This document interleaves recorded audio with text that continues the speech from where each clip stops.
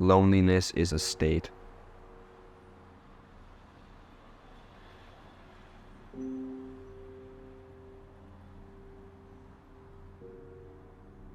It's just like a present state that everybody can be in from time to time.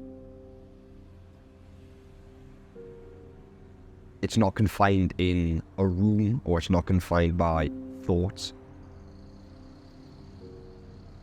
And loneliness isn't just sadness by yourself.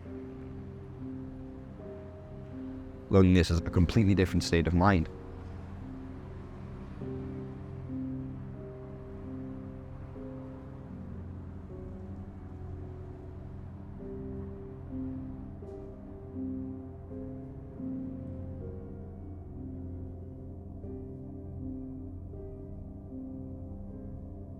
And I feel as though it's more of a spectrum.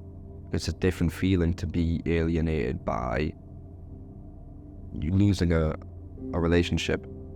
And it's also a different feeling to be alienated to lose a friend. It's a completely different feeling to be alienated to lose a father. It's one thing to be alienated alone by your own thoughts. So I feel as though, but in all these regards, that's when I'm alienated, because I do it to myself a lot, you know. Oh, well, maybe my friends don't want to talk to me. They love me. Maybe I don't deserve to be with this woman. She loves me. Maybe my mother hates me.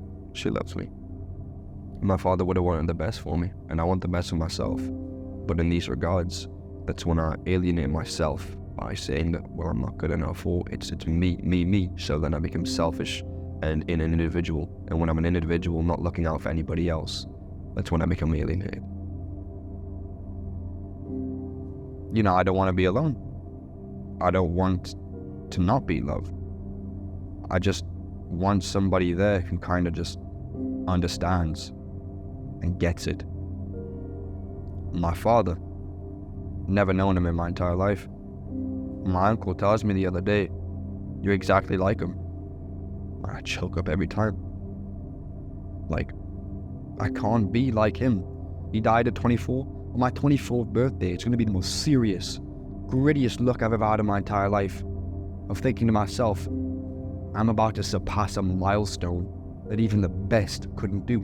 It's such a serious thing to lose something like that and to want love. Like, all I want to do is to love him.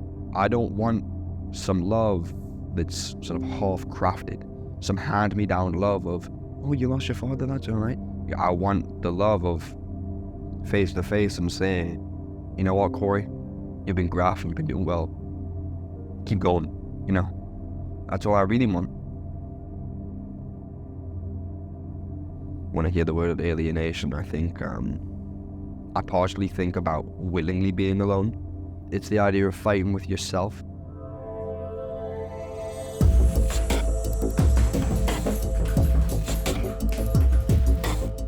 Me and the man in the mirror were the same person, but oftentimes we're separated.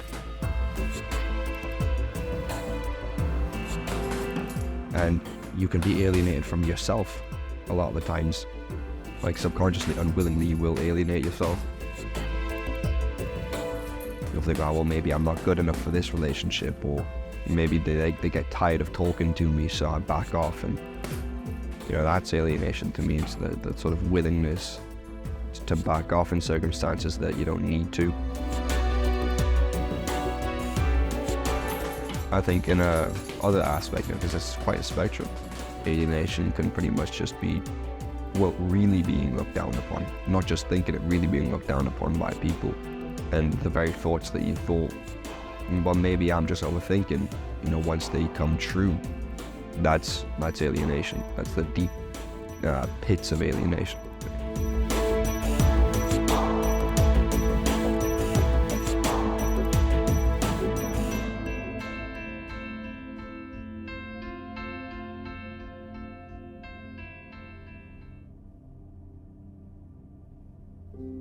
People who are in my circumstance don't want to listen to advice. They don't want for people to tell them what to do. Go make new friends, go talk to people. I don't want to hear that. I want people to be able to hear what I have to say in my experiences and validate them and say it's okay.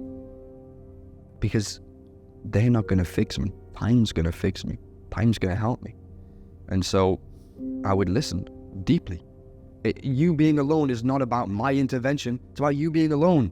Words are not love. Actions are love. And sitting and listening to someone while they're in the deepest pits of their life, that's love, you know.